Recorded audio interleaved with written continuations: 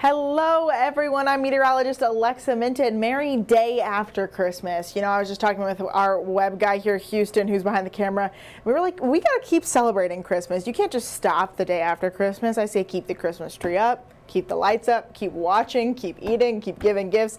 It's a fun period of time. I know we have some people joining in from a couple areas today. I see Corbin's watching. I know Minnie's joining us from London, and we got Somerset joining.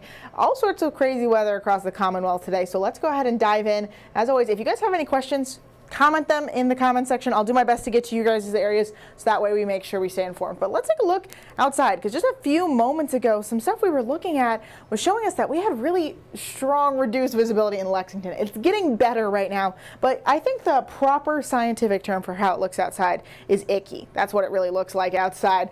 And Moorhead's clearing relatively, but some rain's already starting to fall in Georgetown. Frankfurt's seeing a little bit of activity as well. So our first alert radar network is starting to pick up some showers, and as most of you know, because you're all very up to date with the weather, of course, our weather usually moves from west to east. Today's rain is going to be coming from the east into central Kentucky. We already see it moving up from Jackson towards Mount Sterling and Moorhead. That's where some of those showers are popping up near Georgetown, Lexington. I say keep that umbrella handy all day long, because there's certainly going to be a lot of activity. If we take a step back, this is where I'm going to weather geek out for a second, guys. What we're seeing is we've got this rain band that's stretching from the southeastern United States, just near like Florida, Georgia, going up through the Carolinas, through the Virginias, through Pennsylvania, over the Great Lakes, picking up the cold air while it's riding the wave, wrapping all the way back down and around through the Dakotas into Nebraska. Now, that is one big moisture swath. And get this,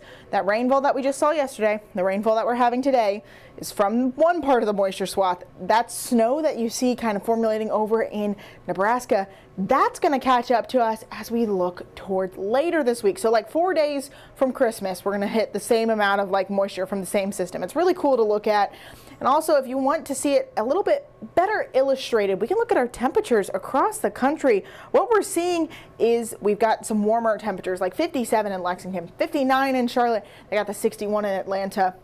You can see on those little white lines, all that cold air is circulating over in the Great Plains region. It's going to start to give us some colder temperatures, maybe like that 42 in St. Louis, the 31 in Kansas City. We might get a little bit of that action tonight as we look towards this evening. So our 24-hour temperature change, not a lot has changed in central. And as we look over towards eastern Kentucky, Jackson's having a little bit of a temperature dip real quick.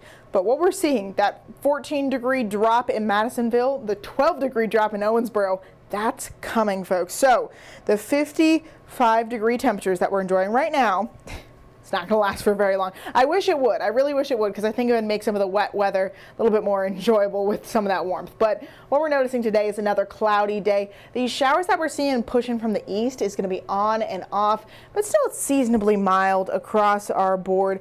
And what we're going to end up seeing is that we have temperatures in the 50s. We're already kind of at our temperature peak for today. By the time we get towards the 4 o'clock hour, we're going to be tumbling in our temperatures. So let's track it hour by hour as we look throughout our day. This is 1 o'clock on your Tuesday. Scattered shower chances. Honestly, it's mostly east of I-75, but it trickles over a little bit right between your I-65, I-75, like that rectangle where we see south of I-64, in between I-65 and I-75, where they had all of that wind activity just a couple weeks back. As we look towards 4 o'clock, you start to see some of those colder temperatures coming in, and that cloud cover and rain is starting to get smooshed into parts of eastern Kentucky. Another science term for you all there. Some heavy isolated cells are going to be near Hazard and Harlan, another up near Pikeville. One last hurrah, like dumping of rainfall as we go towards the evening hours tonight. And then as you can see, those temps drop quickly. This is 10 o'clock. We'll be down to 44 in Lexington, 40 in Lawrenceburg. We see the 37 in Fort Knox. That's going to work its way towards us. In your overnight, a few little scattered showers as you start off your Wednesday morning. These are a lot lighter than what we'll be noticing in parts of the overnight.